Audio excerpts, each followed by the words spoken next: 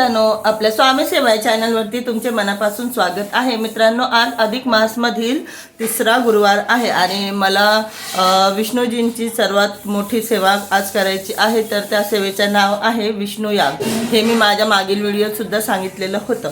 तर आज मी तुम्हाला माझ्या विष्णू याग सेवेचा डिटेलमध्ये व्लॉग शेअर करणार आहे। तर त्यापैकी आता सकाळपासून मी स्टार्ट केलं आहे। आता इथे बघा आमच्या घरामध्ये काय काय कामं चालू आहेत। आज आमच्या घरामध्ये कसं माहिती का, पूजा आहे म्हटलं तर सगळे जोमाने कामाला लागतात। तर बघा मी तुम्हाला दाखवते आमची घरातली माणसं कशी तयारी करतायत।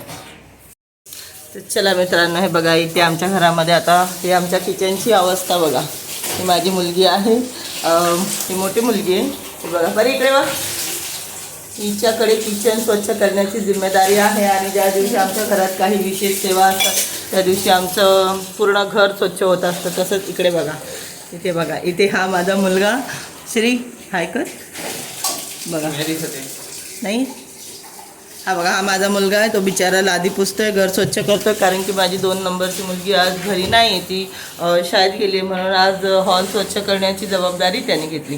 तर बघा आता आज खूप मोठी सेवा होणार आहे आमच्या घरामध्ये, म्हणून आत्ताची तयारी चालू आहे। आपण भेटूया सगळं घर स्वच्छ झाल्याच्या नंतर।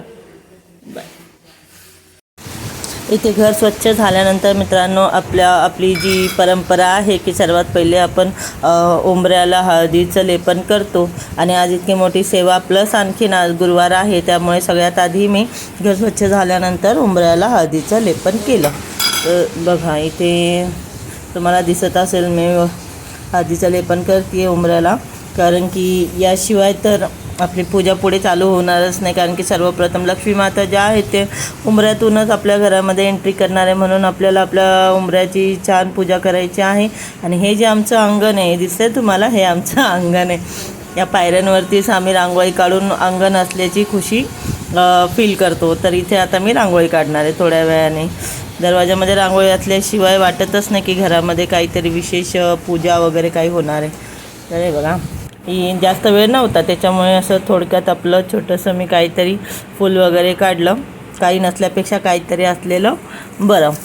हे बघा, हे या रांगोळी काढण्यामध्ये तरी पण मला अर्धा पाऊण तास गेला, कारण की जसं मी तुम्हाला सांगितलं तर माझी मुलगी जी रांगोळी काढते ती आज घरी नव्हती, म्हणून मला काढावी लागली। आणि त्यानंतर ही बघा, आपल्या तुळशीला मी दर गुरुवारी तुळशीची मंजिरी काढून विष्णूजींना चढवते पूजेमध्ये। तर त्याचप्रमाणे दर गुरुवारच्या प्रमाणे मी सगळी मंजिरी उतरवून घेत आहे। आणि ही आता थोड्या वेळाने चढणार आहे विष्णूजींच्या चरणामध्ये। तर त्यासाठी बघा, दर गुरुवारी मला इतक्याच मंजिरी मिळतात, बरोबर 8 दिवसांमध्ये ते कंप्लीट होऊन जातं तेवढं। तर आता हे सगळं पूजाचं साहित्य गोळा करून मी थोड्या वेळाने तुम्हाला सगळी सामग्रीसुद्धा दाखवते की आपल्याला पूजेमध्ये काय काय लागणार आहे। तर सगळ्यात आधी नंतर विसरायला होतं, मग संध्याकाळ झाल्यानंतर आपण तुळशीला हात लावू शकत नाही, म्हणून मी पहिले तुळशीचे पत्ते आणि तुळशीची मंजिरी उतरवून घेतली। तर हा बघा, हा आपला पाट, मी इथे हा पाट घेतला आहे। आणि आज खूप मोठी सेवा आहे आणि त्याच निमित्ताने मला सुद्धा नवीन कपडा आज मला माझ्या देवघरामध्ये टाकायला भेटेल, पण पहिले इथे मी तो कपडा सेवेमध्ये वापरून घेणार आहे। तर हा बघा, हा पिवळा कपडा दत्तगुरूंच्या विष्णूजींच्या सेवेमध्ये आपण पिवळा कपडाच वापरतो पाटावरती। तर त्याप्रमाणे बघा मी इथे कपडा टाकून घेतला आहे। आणि हे बघा, इथे मी तुम्हाला दाखवते की आपल्याला पूजेमध्ये काय काय साहित्य लागणार आहे। आज मी कलश ठेवणार आहे, त्यासाठी मी पानं घेतली, पुन्हा आणखी बघा पिवळी फुलं, प्लस आणखी इथे मी झेंडूची पण फुलं घेतलेली आहेत।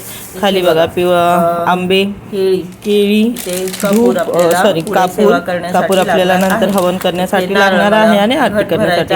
जसं मी तुम्हाला सांगितलं की आपल्याला आज कलश ठेवायचा आहे, म्हणून मी नारळ सुद्धा घेतलेलं आहे। मान आहे अधिक महिन्यामध्ये, आणि आंब्याचं सीझन आहे आणि आंब्याचं सध्या मान पण चालू आहे सगळ्याकडे, म्हणून मी विष्णूजींना सुद्धा पूजेमध्ये आंबे ठेवणार आहे. तर बघा आता जी आपण मंजिरी तोडली ना ती ही मंजिरी आहे आणि त्याच्यामध्ये मी 11 तुळशीपत्र सुद्धा आहेत. ते छोटे छोटे आहेत पत्ते म्हणून ते दिसत नाही. यात मी 11 पत्ते सुद्धा घेतले जे मला आज विष्णूजींना चढवायचे. हे जे तुम्हाला दिसत आहेत ना या दिव्यामध्ये 31 वाती आहेत.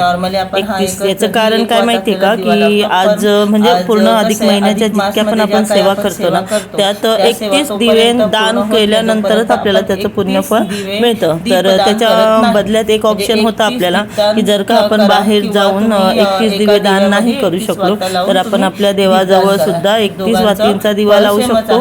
31 वातींचा एक दिवा लावू शकतो किंवा 31 दिवे तुम्ही तुमच्या पूर्ण घरामध्ये लावू शकता. तर आज मला अशी पण खूप मोठी सेवा करायची होती. तर मला हे जास्त बेटर वाटलं की मी 31 वातींचा एकच दिवा लावून माझ्या देवघरामध्ये ठेवणार आहे. तर त्यासाठी बघा मी मध्ये एक मेन वात लावली आणि बाकीच्या ज्या साईडला तुम्हाला दिसत आहेत ना त्या 30 वाती आहेत. त्याचबरोबर आपल्याला पूजेमध्ये लागणार आहे गणपती बाप्पाची मूर्ती आणि बाळकृष्णाची मूर्ती. तर ते मी खाली काढून ठेवले. बाकीचे देव स्वच्छ करून सगळे आत मी देवाऱ्यामध्ये मांडून दिले. इथे हा तुम्हाला दिसतोय हवनचा पुडा आहे सफेदा. हे आपल्याला हवनसाठी लागणार आहे. हा जो तांब्या आहे ज्याला मी हा जो तांब्याचा तांब्या आहे ना तो बसत नाही वाकडा तिकडे बसतो म्हणून मी पूजेमध्ये हा स्टीलचा तांब्याचा कलश मांडणार आहे. हे काळे तीळ होते हे जो होते जे आपण हवनमध्ये वापरणार आहे. तसेच बघा इथे तुम्हाला दिसते हे सगळं साहित्य आहे ना हे आपल्याला पूर्ण पूजेत लागणार आहे. आणखीन काही साहित्य चुकून माकून राहिलेलं असेल ते तर नंतर मी पूजेमध्ये घेईलच पण इथे सध्या जर का काही राहिलं असेल तर घेऊ आपण पुढे करून. मी इथे बघा पाट व्यवस्थित मांडून घेतला आणि पुन्हा एकदा घर कितीही स्वच्छ केलं तरी जोपर्यंत घरामध्ये गोमूत्र शिंपडलं जात नाही तोपर्यंत घर स्वच्छ झालं असं मनाला वाटतच नाही. म्हणून मी पूर्ण घरामध्ये एकदा गोमूत्र शिंपडून घेत आहे. तशी पूर्ण घराची स्वच्छता मी तुम्हाला दाखवली की माझी मुलगी माझा मुलगा आम्ही सगळे मिळून आमच्या घराची स्वच्छता करत होतो. पण जोपर्यंत गोमूत्र शिंपडणार नाही तोपर्यंत असं वाटतच नाही की आपण घर स्वच्छ केले. तर बघा इथे दरवाजामध्ये सुद्धा शिंपडून घेते मी. दर गुरुवारचंच हे सगळं काम असतं पण आज थोडा आणखीनच मोठा दिवस आहे. तर विष्णूजींचा इथे फोटो आहे ज्यांच्या आपल्याकडे विष्णूजींचा जर का कोणाकडे विष्णूजींचा नसला श्रीरामांचा असला किंवा व्यंकटेशांचा असला तर आपण तो सुद्धा ठेवू शकतो. पण माझ्याकडे हा फोटो आहे विष्णूजींचा. आणि हे जे मोरपंख तुम्हाला दिसतंय ना हे मोरपंख मी खाटूश्याम बाबा यांच्या मंदिरातून आणलेला आहे. तर इथे तुम्हाला तर माहितीच असेल की विष्णूजींना आपण तेलाचा दिवा नाही लावत तिथे आपण विष्णूजींना आपण तुपाचा दिवा लावतो. तर इथे मी हा जो छोटा दिवा लावला आहे ना हा तुपाचा दिवा आहे आणि तो जो आपण 31 वातींचा दिवा लावला आहे ना तो तेलाचा आहे. नॉर्मल दिवा लावला तरी चालतो. तर बघा आता सगळ्यात पहिले आपले गणपती बाप्पा प्रथम पूजनीय आहेत म्हणून आपण गणपती बाप्पांची स्थापना करणार आहे. पण त्याआधी इथे आपण गणपती बाप्पांचा जल अभिषेक करत आहोत. गणपती बाप्पांना पहिले आंघोळ घालूया आणि विराजमान करूया. तर इथे झाले आपल्या गणपती बाप्पांची आंघोळ आणि आता मी घेतले बाळकृष्णांना पण आपण अभिषेक करून पुन्हा त्यांना विराजमान करून देऊया. आता सगळ्यात महत्त्वाची आणि पहिली स्टेप या सर्व देवांच्या समोर बसून आपल्याला आपण आज जी सेवा करणार आहे ना त्याचा संकल्प घ्यायचा आहे. तर इथे मी माझ्या तळहातावरती एक फूल हळद कुंकू आणि अक्षत घेतले आणि थोडंसं पाणी घेतलं आणि इथे मी माझी जी आजची मोठी सेवा आहे ना खरोखर अति उच्च कोटीची ती सेवा आहे आणि खूप प्रभावी आहे आणि विष्णूजींची सगळ्यात मोठी सेवा आहे आणि ही निर्विघ्नपणे पार पाडावी अशी मी विष्णूजींनाच प्रार्थना केली आणि त्यांच्यासमोर हा संकल्प मी सोडला आहे. तर चला आता संकल्प आपला झाला आहे. आपण आपली पूजाची मांडणी करूया. जसं साधारणतः आपण जेव्हा कलश ठेवतो तर तेव्हा आपण गहू किंवा तांदळाची रास लावतो. तर हे मी तांदूळ प्लेटीत घेतलेत कारण की ते ना तांदूळ वाकडे तिकडे तांदळावरती तांब्या जाणं वाकडा तिकडे बसतं म्हणून ते प्लेटीत ठेवलं ना तर टेन्शन नाही राहत की वाकडा होतोय की काय. म्हणून मी प्लेटीमध्ये तांदूळ घेतले आणि बघा आता इथे मी तांब्यामध्ये हळकुंड टाकले हळद कुंकू आणि अक्षत टाकलेत आणि हे तुळशीपत्रसुद्धा मी कलशमध्ये टाकले. तर आणि हे एक आपलं फूल तुळशीपत्र यासाठी टाकलं की काही कमी राहिले असेल तर ते त्याच्यामध्ये तुळशीपत्र टाकल्याने पूर्ण होऊन जाणं. तर आता बघा हे तर आपल्याला सगळ्यांनाच माहिती आहे की कलश भरायच्या आधी आपण तांब्याला 5 बोटं कुंकवाचे आणि हळदीचे लावतो. तर त्याप्रमाणे मी इथं हळद कुंकवाचे 5 बोटं लावून घेतलेले आहेत. आता इथे यात मी ठेवणार आहे जे पानं आपले खाऊची जी पानं आहेत कलश भरण्यासाठी. तर सगळ्यात आधी मी 5 पानं तांब्यामध्ये ठेवते. आणि त्यानंतर नारळ, आपलं जे नारळ आहे बघा, हे पानं होते ते व्यवस्थित मी लावलेत इथे. त्यापैकी ते जे पाठीमागे एक पान दिसतं ना तुम्हाला, ते पान आहे ना खंडित होतं, म्हणून ते पान आहे ना मी आता काढून टाकणार आहे. तर पाठीमागे बघा एक पान दिसतंय, ते पान खंडित होतं.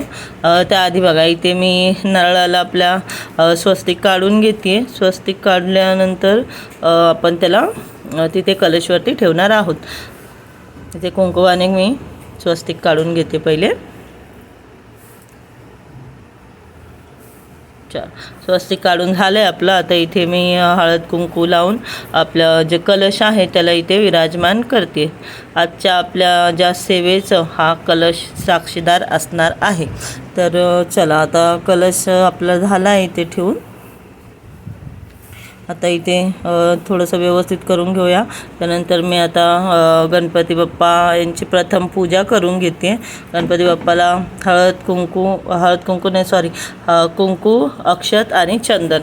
तर त्याचप्रमाणे जे बाळकृष्ण आहेत त्यांनासुद्धा कुंकू, अक्षत आणि चंदन. बाळकृष्णांना हळद चढवली तरी चालते, तसं काय नाही.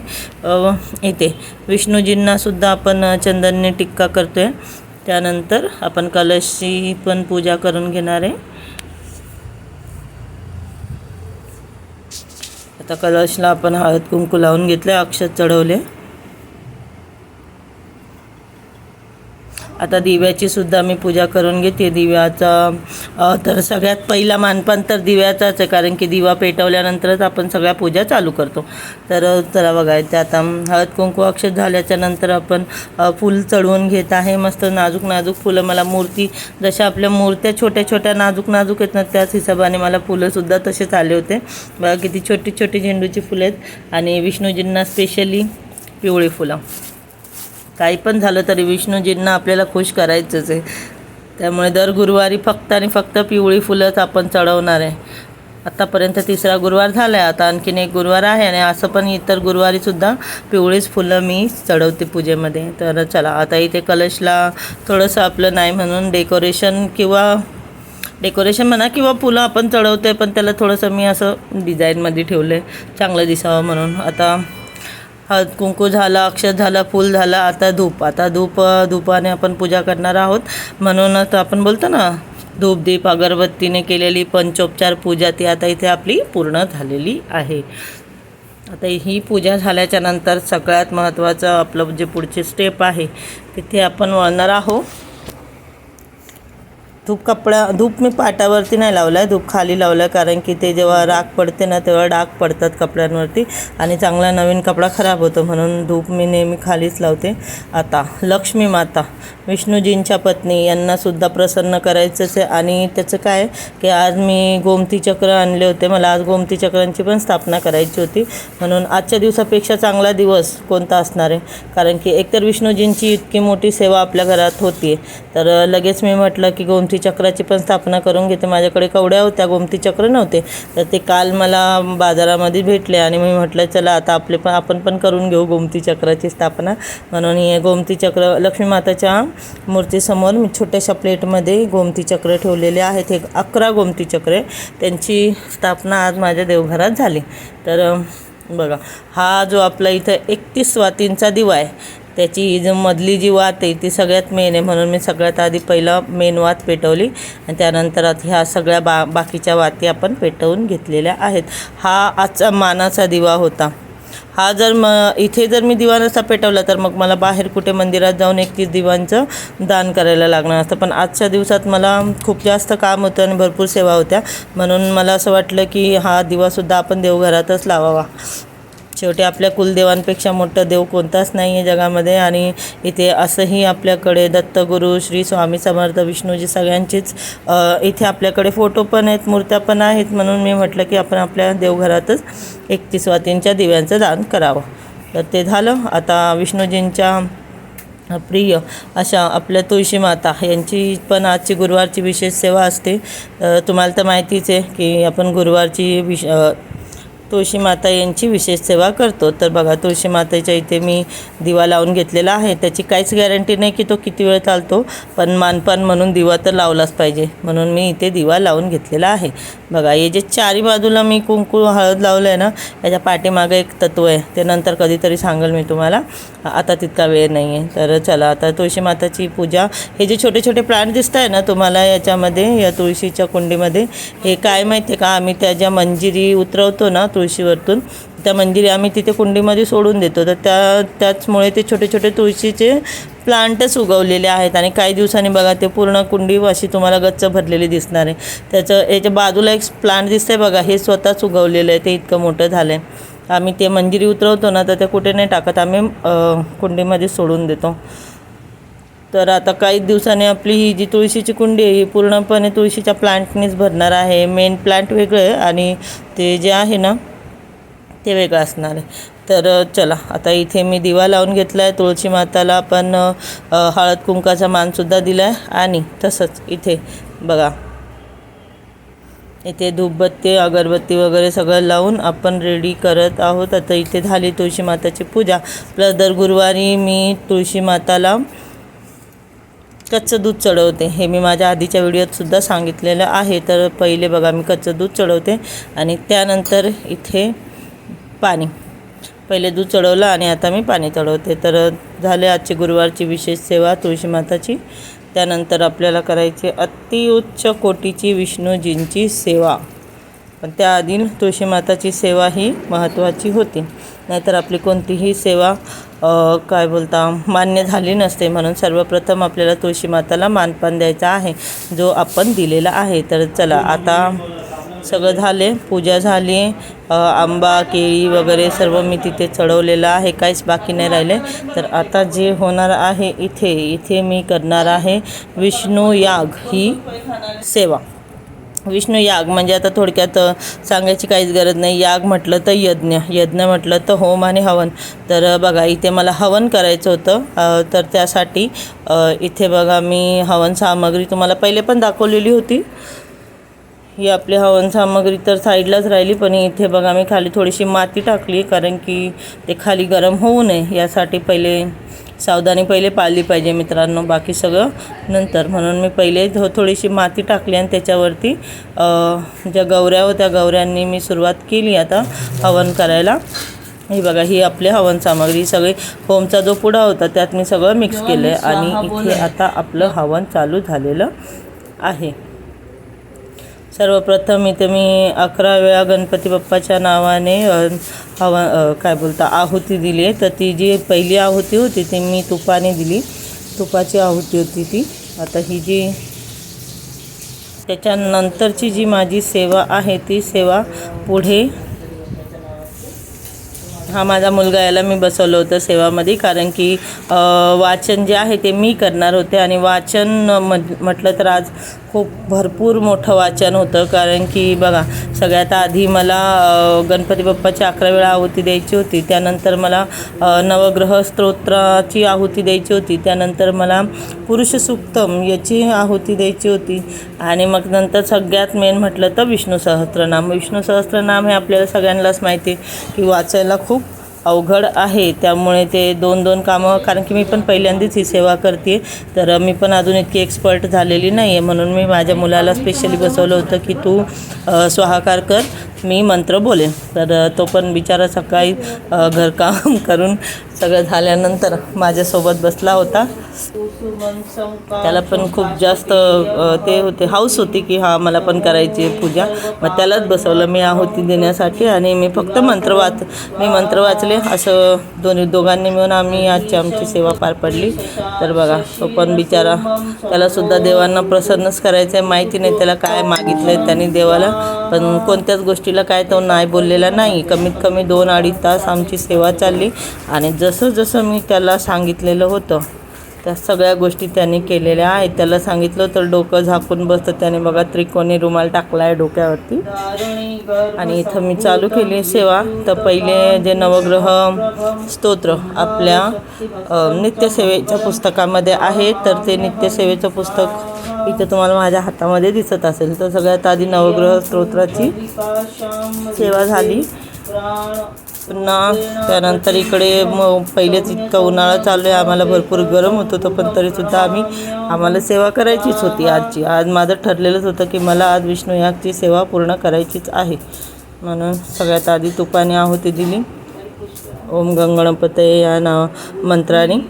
कारण की अथर्वशीष एवढं मला खरं खूप जास्त मोठं आहे ते, आणि इतके मोठे आहुती द्यायला तितक्या माझ्याकडे काड्या नव्हत्या. म्हणून मी गणपती बाप्पाच्या मंत्रानेच गणपती बाप्पासाठी आहुती दिलेली आहे. आता जसं त्यानंतर गणपती अथर्वशीष नाही बोलली मी, फक्त मंत्रच बोललेले आहेत त्याच्यामध्ये. त्यानंतर नवग्रह स्तोत्राची आहुती दिली, आणि त्यानंतर पुरुष सूक्तम जे आपल्या नित्यसेवेच्या पुस्तकामध्ये आहे. जसं आपण श्री सूक्तम वाचतो तर त्याचप्रमाणे पुरुष सूक्तमसुद्धा आपल्या नित्यसेवेच्या पुस्तकामध्ये आहे. तर इथे ते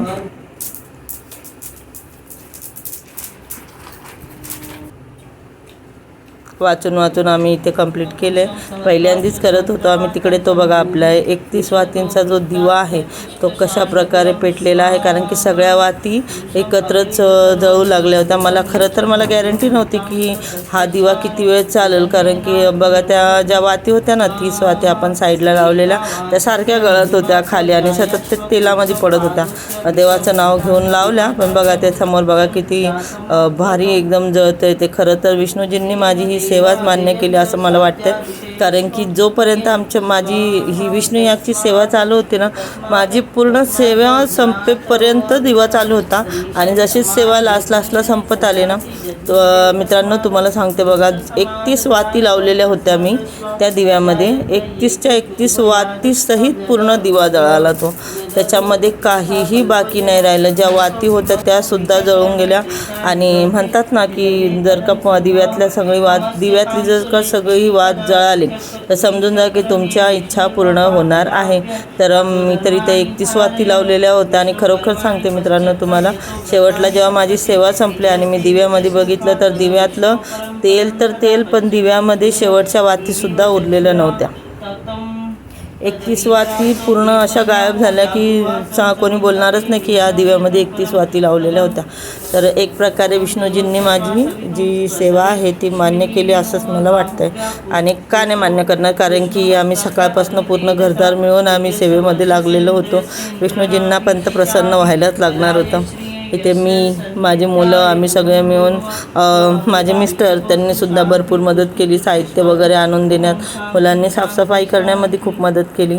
आणि मी फक्त सेवा केल्या, बाकी सगळं तर माझ्या घरातल्या माणसांनीच केलं बिचाऱ्यांनी. मग विष्णूजी का नाही प्रसन्न होणार? त्यांना प्रसन्न करण्यासाठीच तर आम्ही एवढं सेवा वगैरे करतो आहे. बघा ही बघा किती सुंदर माझे इथे जे हवनची अग्नी आहे ती पण किती छान पेटली आहे. आमची सगळ्या आहुती एकदम आहुती. ही बघा ही माझी मुलगी, ही पाठीमागून नंतर आली जेव्हा आम्ही कुलदेवीच्या मंत्राचं स्वाहाकार करत होतो तेव्हा. कारण की कुलदेवीच्या मंत्राचा स्वाहाकार होता, तर मला असं वाटलं की आपण घरातल्या सगळ्या मेंबरनी मिळून दिला पाहिजे तर चांगलंच होणार. आपली कुलस्वामिनी आहे, तिच्या दरबारात सगळ्यांनीच माथा टेकला पाहिजे. तर आम्ही तर दिलं, मी पण दिलं, माझ्या मुलांनी पण आहुती दिली. पण मुलगी होती 2 नंबरची जी मुलगी आहे ती शाळेत गेलेली होती, ती आली नव्हती, त्यामुळे तिला काही जमलं नाही. तर तिच्या वाट्याचे पण मी चढवले. आणि हे बघा इथे आमच्या कुटुंबातले सगळ्यात मेन सदस्य हे जे तुम्हाला दिसत आहे ना, हे आमच्या कुटुंबाचे मेन सदस्य आहेत.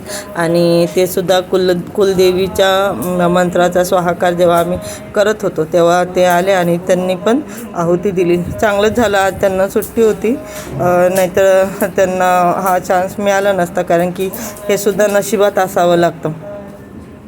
नाहीतर ते जर ड्युटीला गेले असते तर त्यांना ही सेवा करायला मिळाली नसती. आता जेव्हा अशा कुटुंबाच्या सोबत जेव्हा या सेवा होतात ना, मनाला खूप छान वाटतं मित्रांनो. त्याचं फळ मिळेल तेव्हा मिळेल, परंतु इतकं छान वाटतं ना ज्यावेळी या सगळ्या सेवा आपण सगळे मिळून करतो, तर आपोआपच असं आपल्याला आधीच फील होऊन जातं की असं देवाने आपल्याला आशीर्वाद दिला. कारण की पूर्ण कुटुंब मिळून जेव्हा सेवा करतं ना, तेव्हा समजून जा हा कुठे ना कुठे देवाचीच इच्छा आहे की आपण सगळं पूर्ण कुटुंब एका छताच्या खाली मिळून आपल्या देवांची, आपली कुलदेवी असो या आपले आराध्य दैवत असो या काही असो, कोणतीही सेवा करताना जेव्हा पूर्ण कुटुंब एकत्र येतं तर समजून जा तोच आपल्याला देवाचा आशीर्वाद आहे. आजकाल धावपळीच्या वेळेमध्ये घरामध्ये एकमेकांना माणसं भेटत नाहीत आणि इतकी मोठी सेवा करताना जर पूर्ण कुटुंब एकाच छताच्या खाली असेल तर काय बोलायचं. याच्यापेक्षा मोठा आशीर्वाद तुम्ही कोणता मागशान देवाला. आपण असंही आपल्या कुटुंबासाठीच तर सगळ्या सेवा करत असतो. तर कधी कधी घरातले माणसं बाहेर असतात त्यामुळे त्यांना तो योग नाही येत, परंतु आज आमच्या घरचा खरोखर खूप चांगला योग होता. आज योगायोगाने माझे मिस्टरसुद्धा घरी होते, माझा मुलगा घरी होता, मोठी मुलगी घरी होती. पण फक्त छोटी मुलगी आता ती 10वीला आहे ना, तर तिचे क्लासेस चालू झाले. मग ती राहणार होती घरी, पण आम्ही तिला बोललं की तू जा दुपारपर्यंत तू येऊन जाशील. पण तोपर्यंत आमची सेवा होऊन गेली, त्यामुळे तिला काही सेवा करता आली नाही. तर काही नाही, ती बाकी सगळ्या सेवेंमध्ये ती होती. आता विष्णूजींचीच मर्जी, पुढच्या सेवेला ती नक्की असणार आहे, कारण की तिलासुद्धा पूजा वगैरे करायला खूप आवडतं. दर गुरुवारच्या सेवेमध्ये ती खूप मदत करते. तर फक्त ह्या गुरुवारी मित्रांनो तिला सेवा करायला काही मिळालं नाही. पण चला जाऊन द्या, तिच्या बदल्याचं मी देवाला चढवलं, तर तिच्या नावाने मी चढवून दिलं देवाला.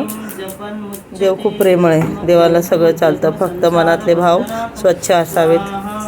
तर चला, यंदा तिचं 10वीचं वर्ष आहे, तर मला असं वाटतं विष्णूजींना ते जास्त बेटर वाटलं असेल की घरी राहण्यापेक्षा तू शाळेत जा किंवा अभ्यास कर. तर म्हणूनच तिला आज काही सुट्टी, ती काही घरी आज राहिली नाही.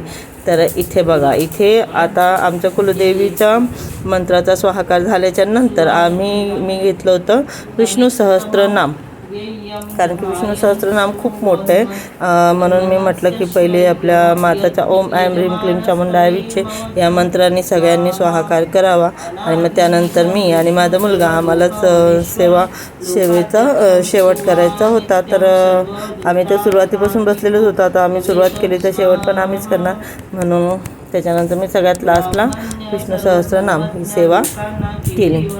बिचारा थकला, त्याच्या हाताला चटके पण लागत आहे, पण तो काय हालत नाही जागेवरतून, कारण त्याला मी आधी सांगितलेलं होतं की एकदा सेवेमध्ये बसलं ना तर मग हालता येणार नाही, तुला जे काय असेल ते पहिलेच करून घे.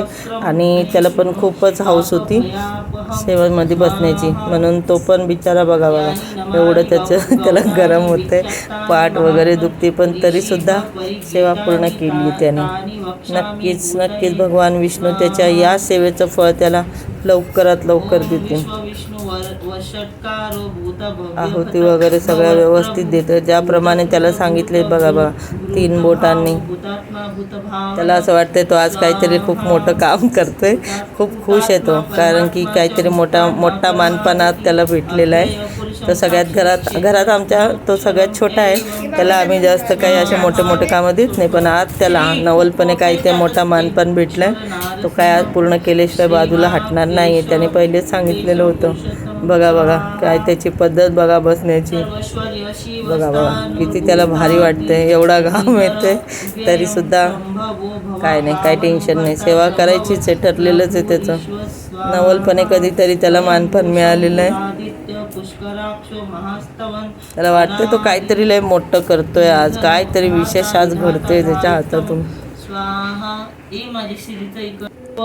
बघा खुशी बघितली त्याच्या चेहऱ्यावरती, बघा काय समजतंय स्वतःला माहिती नाही. बघा त्याला असं वाटतं हे सगळं मीच करतोय. जाऊन द्या, पण मन लावून सेवा करतोय तर हीच खूप मोठी गोष्ट. नाही तर हल्लीचे मुलं हल्लीच्या मुलांना नाही आवडत पूजा वगैरे करणं, 2-2, 3-3 तास पूजेमध्ये बसणं. आजकालची मुलं कुठे करतात का कधी असं. पण बघा आमच्या घरात तसं काय नाही, माझी तिन्ही पण मुलं पूजा वगैरे करतात. एक वेळ मी सकाळची दिवाबत्ती केली तर संध्याकाळची दिवाबत्ती माझे मुलं करतात. ज्यावेळी जो अवेलेबल असेल तो करून घेतो.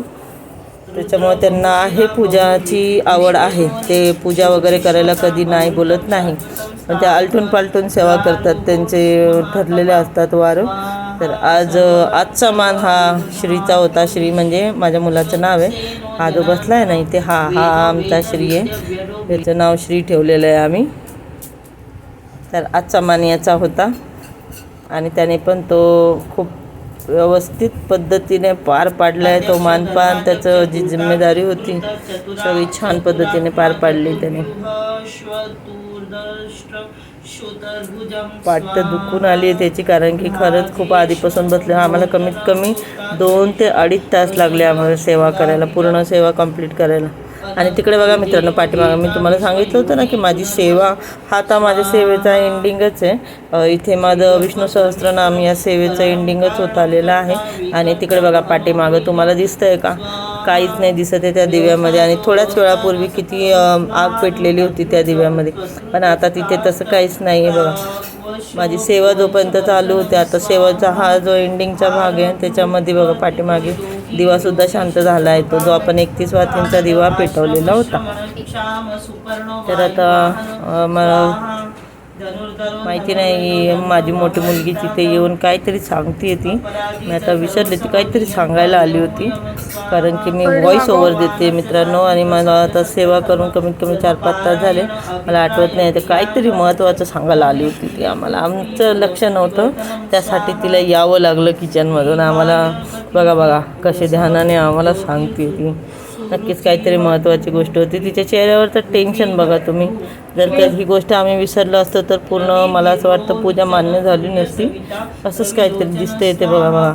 ती स्वयंपाक करत होती, ती स्वयंपाक सोडून आली होती आम्हाला, की ती बघा ते चेहऱ्यावरचं टेन्शन बघा. ती बिचारी, तिने आज एकटीने पूर्ण पूजेचा स्वयंपाक तिने केला आहे, कारण की तिची बहीण आज घरी नव्हती म्हणून. त्यामुळे ते आज एकटीवरतीच होतं. आणि इतक्या सगळ्या जबाबदाऱ्यांना सोडून ती आम्हाला पूजेमध्ये काहीतरी कमी आहे हे सांगण्यासाठी आली. आणि तिला या धुराचा त्रास होतो, तरीसुद्धा ती आमची चूक सुधारेपर्यंत तिथं बसली. बघा किती जिम्मेदार व्यक्तिमत्व आहे आमच्या घरातलं.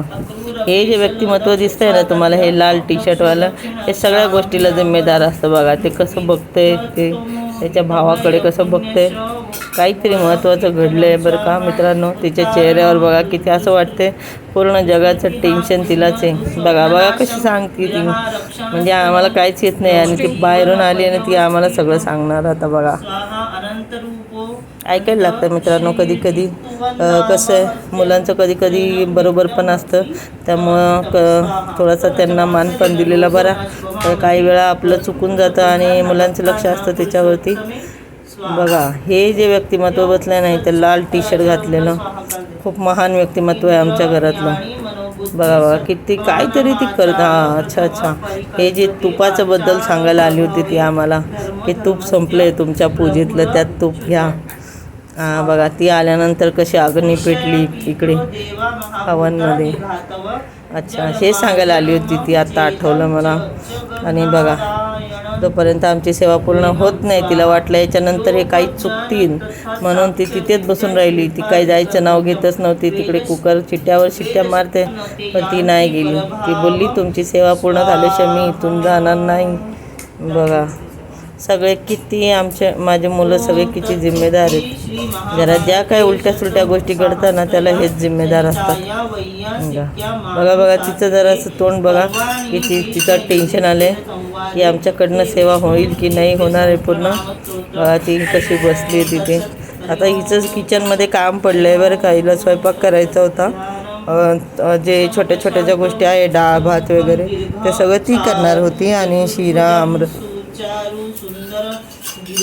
तुम्हाला माहिती आहे का मित्रांनो, जेव्हा आपण विष्णुयागी सेवा करतो तेव्हा आपल्याला सेवा झाल्याच्या नंतर अन्नदानसुद्धा करायला लागतं. तर मला आज जेवू घालायचं होतं 3 जणांना, म्हणजे तसं तर 5 जणं सांगितले होते, परंतु बाकीचे जे 2 जण आहे त्यांना जमणार नव्हतं. तर योगाने बघा ना, मी सुद्धा त्रिमूर्तीची सेवक आहे आणि माझ्या घरीसुद्धा जेवायला त्रिमूर्तीच येणार होते. तर त्यासाठी मी तिला सांगितलं होतं की जोपर्यंत मी सेवा करते तोपर्यंत तू डाळ भात वगैरे करून घ्या. आणि तिने सुद्धा ते करून ठेवलेलं होतं. तर आज मला जेवण घालायचं पण होतं आणि नैवेद्य तर दाखवायचंच होता. पण आजच्या जेवणामध्ये आम्ही बनवलेलं होतं आमरस, पुरी, डाळ भात, वांग्याची भाजी, असं एक थाली आमची आज ठरलेली होती. त्यापैकी बऱ्यापैकी माझ्या सेवा होईपर्यंत माझ्या मुलींनी सगळं आवरून घेतलं. आणि या प्रकारे बघा आमची ही विष्णुयागची सेवा